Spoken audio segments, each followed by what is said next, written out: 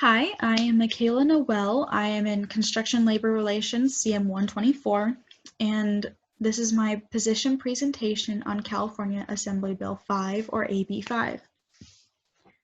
Many other students and members might have already seen some information about this AB5 from recent events, especially because of Uber and Lyft's push for Proposition 22 during this past general election. So going off of that, I will start with my position on this actual bill, in which case is construction managers, owners, representatives should be exempt from California AB5. And my reasoning is actually that AB5 is restricting contractors with more regulations in an already rules-saturated industry in a very rules-saturated state. California is widely known for its extensive rules and regulations, and adding even more just seems to be over the top.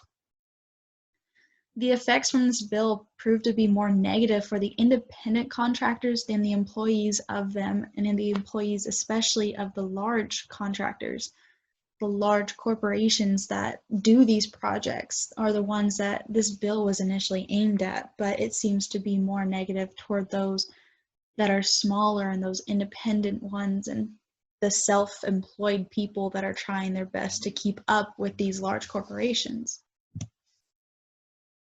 Also, companies that are going to have to change due to this bill may not have the money, and those that can't afford it will get shut down, will go bankrupt, or they'll even just move out of the state, which in turn will just ruin our state's economy and our own state's ability to stay within the construction industry.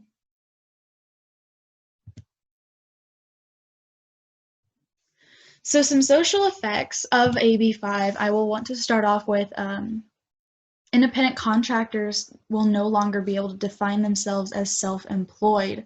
They'll no longer be able to have that over other workers because their hours will have to change and it will be enforced by a company rather than working the hours they want when they want. Those especially that appreciate being an independent contractor and working for themselves, they usually have a way of balancing family and work in the way that a large corporation that hires them doesn't understand, which will lead them to that choice of family or work with a very negative social effect on their life as a whole. Also, talking about the companies themselves and the effect that they will have is the advantages that they'll lose. Especially because this is an era where it's harder than ever to compete for full-time talent and flexible work provisions. It definitely enhances the company's employer value, and it increases the candidate talent pool. But with everything going on with this AB5, it will actually create an inadvertent consequences by eliminating the option and taking away the competitive advantages that the company would have had. And of course, leading into it, it's not just gig workers that are affected by this bill. It's independent contractors, small businesses, local companies, and the self-employed. Those who put themselves in those categories aren't going to be safe with this bill, making them give in to all these new regulations and all these costs that they may not be able to keep up with.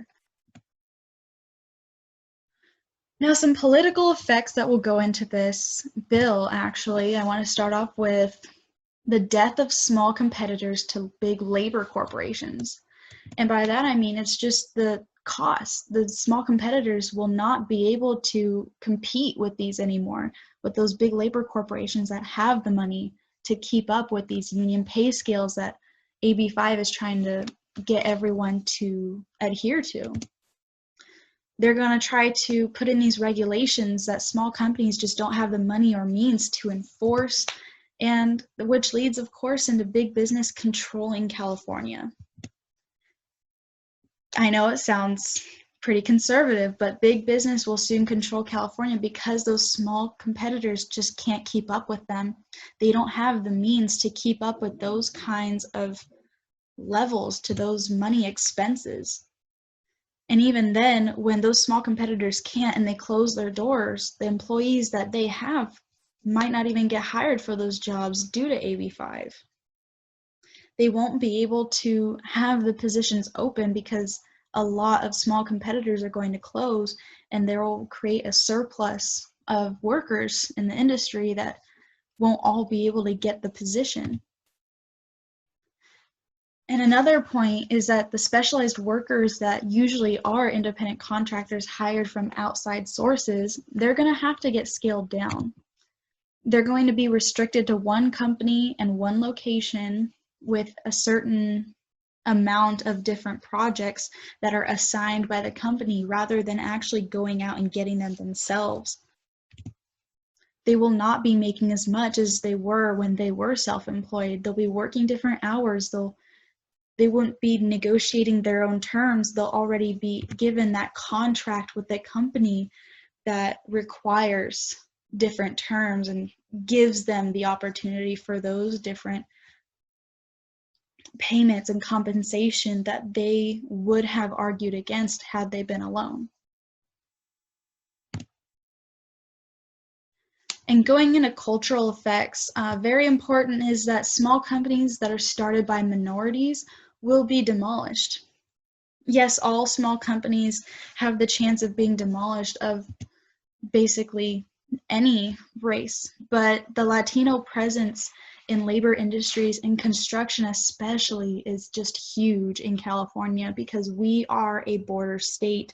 We get a lot of Latin Americans moving into California, a lot of immigrants and minorities in the state. And being as that they are a lot and they're huge in number in our labor industries, some of them have even gotten enough money to get their own businesses in these industries that they've learned their trades in. And those businesses, they've gotten used to running. They've gotten used to running them, and they've made a life for themselves that they decided was better than being hired full-time for a large corporation. And those small local businesses will be demolished by the large ones that take over because of these costs that AB5 will cause. It will also cause essentially less seasonal, temporary, and part-time positions. We will lose jobs over this actual bill. Full-time benefits to everyone means less chance for part-time workers getting hired. There won't be any money for any extra workers because all of it goes toward compensation, health care, and extra benefits that go toward everyone else. Especially another point is that the big jobs that companies will get and they will hire temporary workers just to finish it, they won't be able to do that. And the job won't get finished efficiently. It'll take longer to do. It'll take fewer people overall because the company doesn't want to spend extra money on more workers. And entry-level positions will be getting the same treatment as full-time positions, which is unfair, and it creates a lack of competitiveness and a lack of care from the workers actually in the position because they don't feel they need to work up to a certain standard anymore because they're already getting the benefits. And lastly, there will be a lot less chance of hiring minorities part-time. There are efforts that certain companies have to go through to hire immigrants with a visa, and those efforts aren't worth it if it's so expensive to even keep people that aren't immigrants, that are from the USA. It's more expensive to give temporary workers benefits than it is to add that onto the cost of immigrants with a visa. There is then no money left to hire immigrants, especially after the legal fees that comes with getting visas for immigrants. On top of that, giving them the benefits of working for that company, it's just a lot of money that especially big corporations that like to cut corners is not going to put out.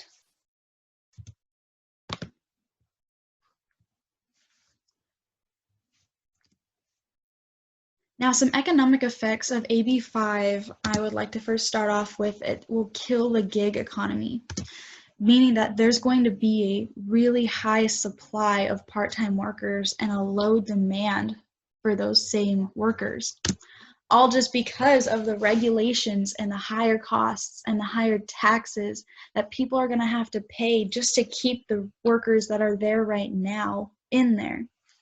Nobody's going to want to hire extra people anymore. Services will then become so expensive it will drive companies to bankruptcy and moving out of the state, which will kill our state economy because we're losing so much revenue with the loss of those companies. Another part of AB5 is its purpose to push more companies into unions. Membership prices, minimum wage wars, and benefits and compensation disputes are all expensive, and it's all costs that not many small companies can go through. Minimum wage wars and benefits and compensation disputes can be handled face-to-face in a small company that only has 15 people working for them. But a large company and a large scale does require a union to be able to get that communication between the worker and the employer. With a small scale company, they figured a way of doing it otherwise, and the more unfair and unjust payments are coming from the larger companies that this bill was initially set to fight against. And lastly, there are 56.7 million freelance workers changing their lifestyle because of this bill. 56.7 million freelance workers affected by AB5, and that's not just construction. Even if it was just construction, that's still a huge amount of people that are going to be looking for jobs when there aren't going to be enough. They're going to be downgrading from their current pay level to settle for different contracts rather than work for the price that they want by working for themselves or being an independent contractor to different companies. So in the end, small-scale operations won't have the ability to keep up with the large-scale benefits that are regulated and enforced by AB5. Local companies will get pushed out by corporations that are able to keep up with those. Self-employed workers will have to settle for low-wage contracts because there's no other choice, and minority employees will get pushed aside due to costs of keeping them on work visas and extra benefits. Forcing independent contractors, freelance architects, temporary laborers, and specialized workers to all go under the same grouping and getting the same benefits for drastically different work is just unjust and will ruin the construction economy and overall the California economy. Thank you for listening to my talk.